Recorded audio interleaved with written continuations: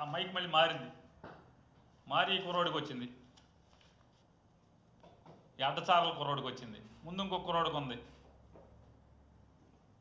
అంటే ఎంత pre planned drama.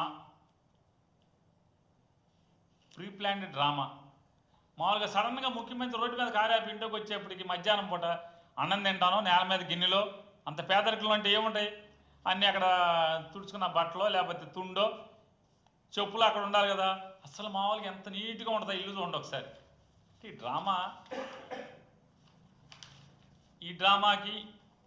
డ్రామాకి ఏమీ తేడా లేదు. మరొకసారి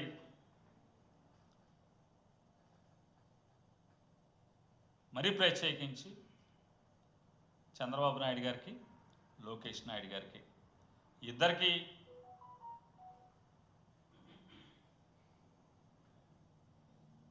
మేము పిలుస్తున్నాం, మీరు కదలండి. మేము మాదేదో బబుల్ స్టాండర్డ్ అని చెప్పారు కదా చాలా మామూలుగా తప్పుడు మాటలు. మాతో పాటు సుప్రీంకోర్టులో మీరు కూడా రిట్ ఫైల్ చేయండి.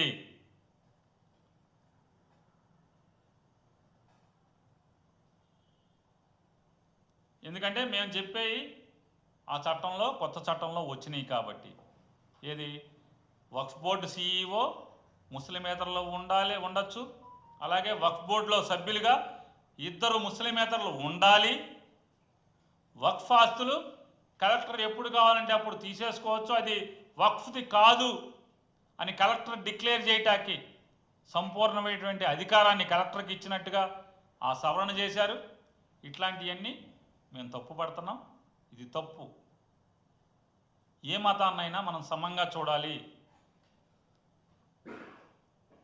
అదే మన మతంలో హిందూయేతరులని కమిటీ మెంబర్లుగా, బోర్డు మెంబర్లుగా, పాలక మండలి మెంబర్లుగా ఉండాలి అని చట్ట సవరణ మనం చేయగలమా? కేంద్రం కానీ ఇక్కడ కానీ,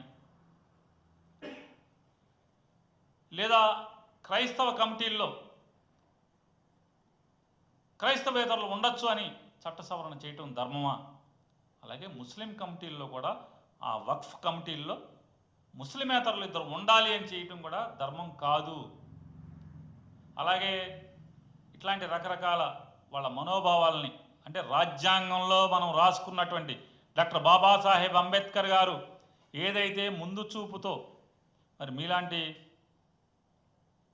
ఇట్లాంటి వాళ్ళు వస్తారని తెలవక ఆయన మామూలుగా రాసినట్టు, లేకపోతే వీటికి తాళాలు వేయడానికి కూడా చట్టం వేరేగా పెట్టేవాడేమో.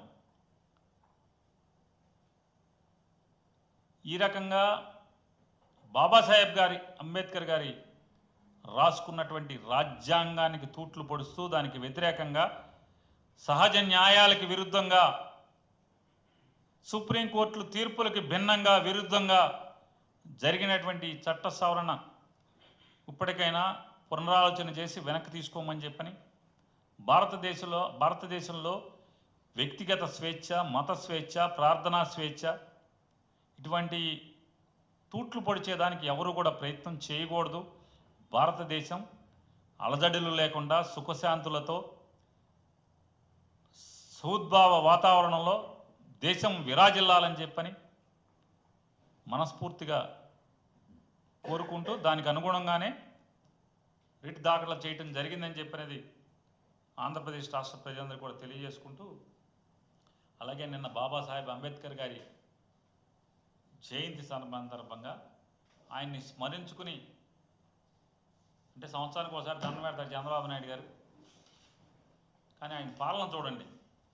నిన్న బాబాసాహెబ్ అంబేద్కర్ గారి రాజ్యాంగానికి వ్యతిరేకంగా 2 దళితుల్ని నడి రోడ్డు మీద సంకెళ్ళు వేసి నడిపించినటువంటి సంఘటన ఈ దిక్కుమాలిన కూటమి ప్రభుత్వంలో నిన్న జరగటం, అంబేద్కర్ గారి జయంతి రోజునే ఈ రకమైనటువంటి దళిత వ్యతిరేకంగా ఈ ప్రభుత్వం పనిచేయటం, మానవ హక్కుల్ని కాలరాస్తూ ఇద్దరు దళిత యువకుల్ని బేడీలు వేసి సంకెళ్ళు వేసి నడి రోడ్డు మీద నడిపించుకుంటూ తీసుకెళ్ళటం అనేది మేము తీవ్రంగా ఖండిస్తూ, ఈ కూటమి ప్రభుత్వం యొక్క ద్వంద్వ వైఖరిని తూర్పారబడుతూ ఇటువంటి మళ్ళీ తప్పుడు పనులు చేయొద్దని చెప్పని కూడా వారికి హెచ్చరిక చేస్తున్నాం.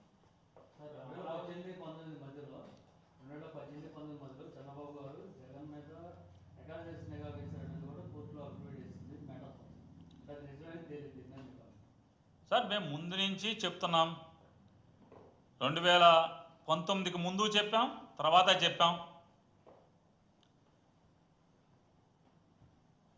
జగన్మోహన్ రెడ్డి గారు కానీ ఆయనతో పాటు పనిచేస్తున్నటువంటి సుమారుగా ఒక 100 మంది ఫోన్లు ట్యాపింగ్ చేస్తున్నారు. ఈ ఏబి వెంకటేశ్వరరావు అనే అతనే ఈ సామాన్లు కొనుక్కొచ్చాడు ఇజ్రాయెల్ నుంచి అని మమతా బెనర్జీ గారు చెప్పింది. మేమంతా మాట్లాడాం, చెప్పాం. కానీ చంద్రబాబు నాయుడు అటువంటి మేము చేయలేదు, ఎన్ని అభూత కల్పనలు అని చెప్పని ఈనాడు జ్యోతి కూడా రాశారు. మామూలు ఇంకెవడన్నా అయితే ఏమన్నా చేసుకోవాలి.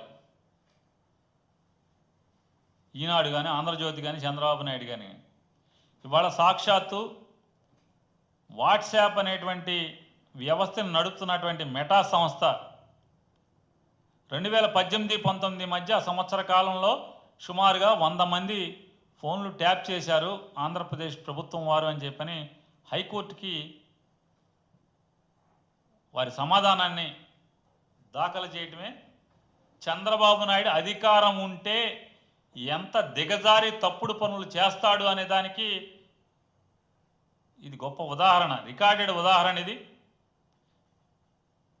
రాబోయే రోజుల్లో ఇంకా ఎన్ని పాపాలు చేస్తుంటాడో మనం చూస్తుంటాం. మనం ఇంకా బోళ్ళను ఉంటాయి. కొత్తగా 44,000 ఎకరాలు ఎందుకు